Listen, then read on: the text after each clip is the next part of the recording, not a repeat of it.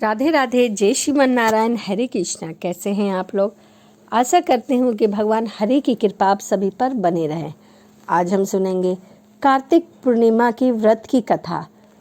और कार्तिक पूर्णिमा कब है, तो चलिए शुरू करते हैं। इस बार कार्तिक पूर्णिमा 27 नवंबर दिन सोमवार को मनाया जाएगा। ऐसी मान्यता है कि तारकासुर नाम का एक राक्षस था। उसके 3 पुत्र थे, तारकक्ष, कमलकक्ष और विद्यामालून। भगवान शिव के बड़े पुत्र कार्तिक ने तारकासुर का वध किया। अपने पिता की हत्या की खबर सुन तीनों पुत्र बहुत दुखी हुए। तीनों ने मिलकर ब्रह्मा जी से वरदान मांगने के लिए घोर तपस्या की। ब्रह्मा जी तीनों के तपस्या से प्रसन्न हुए और बोले कि क्या वरदान मांगना चाहते हो, मांगो। तभी तीनों भाइयों ने ब्रह्मा जी से अमर होने का वरदान मांगा, लेकिन ब्रह्मा जी ने उन्हें इसके अलावा कोई दूसरा वरदान मांगने को कहा।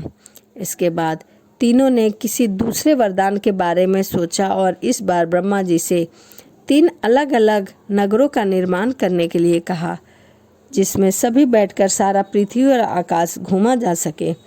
1000 साल बाद जब हमें मिले और हम तीनों के नगर मिलकर एक हो जाएं और जो देवता तीनों नगरों को एक ही बाण से नष्ट करने की क्षमता रखता हो, वही हमारी मृत्यु का कारण बने। ब्रह्मा जी ने तथास्तु कहकर उन्हें यह वरदान दे दिया। तीनों वरदान पाकर वह बहुत खुश हुए। ब्रह्मा जी के कहने पर मय दानों ने उनके 3 नगरों का निर्माण किया। तारकाकक्ष के लिए सोने का, कमला के लिए चांदी का और विद्युन्माली के लिए लोहे का नगर बनवाया। तीनों ने मिलकर तीनों लोकों पर अपना अधिकार जमा लिया। इंद्र देवता इन तीनों राक्षसों से भयभीत हुए और भगवान शंकर की शरण में जा पहुँचे। इंद्र की बातें सुनकर भगवान शिव ने इन दानवों को नाश करने के लिए एक दिव्य रथ का निर्माण किया। इस दिव्य रथ की हर एक जगह देवताओं से बनी चंद्रमा, सूर्य, पहिए बने। इंद्र, वरुण, यम और कुबेर रथ के चारों घोड़े बने। हिमालय धनुष बने और शेषनाग प्रत्यंचा बने। भगवान शिव खुद बाण बने और बाण की नोक बने अग्निदेव।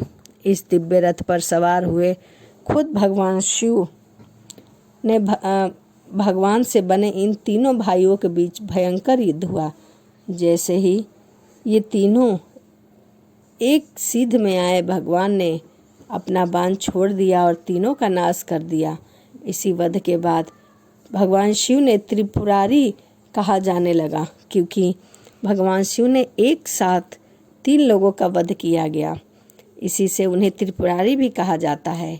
यह वध कार्तिक मास की पूर्णिमा के दिन हुआ, इसीलिए इस दिन को त्रिपुरारी पूर्णिमा भी कहा जाता है। तो यह कार्तिक पूर्णिमा की कथा थी। आइए अब हम जानते हैं कि कार्तिक पूर्णिमा के दिन हम पूजा पाठ, दान पुण्य कैसे कर सकते हैं। कार्तिक पूर्णिमा को दान करना बेहद शुभ माना जाता है, इसीलिए इस दिन गंगा स्नान करके गरीब और ज़रूरतमंद लोगों को अनाज दान करना चाहिए। और कार्तिक पूर्णिमा के दिन अपना दीपदान का विशेष महत्व कहा गया है। ऐसी मान्यता है कि जो मनुष्य पूरे महीने, पूरे साल पूजा पाठ नहीं करता, यदि वह देव दिवाली के दिन या फिर कार्तिक पूर्णिमा के दिन दीपदान करे किसी नदी, तालाब के किनारे, तो उसे पूरे साल का पुण्य मिलता है।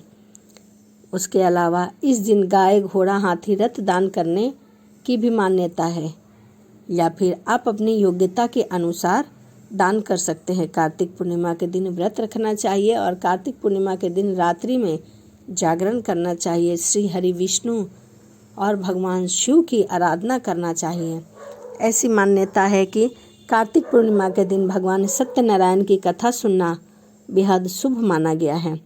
कार्तिक पूर्णिमा के दिन तुलसी के पौधे की पूजा करना, जल अर्पित करना, उन्हें सिंदूर और भोग अर्पित करना शुभ माना गया है। इससे भगवान विष्णु प्रसन्न होते हैं। इस दिन तुलसी के पौधे में घी का दीपक अवश्य जलाएं, यह शुभ संकेत देता है। कार्तिक पूर्णिमा के दिन कुश हाथ में लेकर स्नान करना चाहिए, इससे सौभाग्य की प्राप्ति होती है।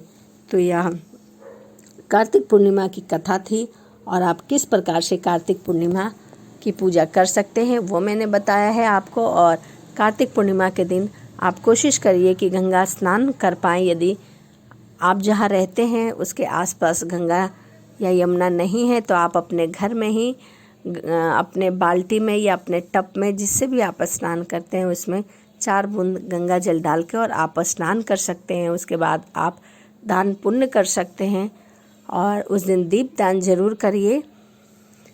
आपके आसपास जिस भी देवी देवता का मंदिर है वहाँ पर दीपदान जरूर करें और दीपदान का फल बहुत ही शुभ माना गया है।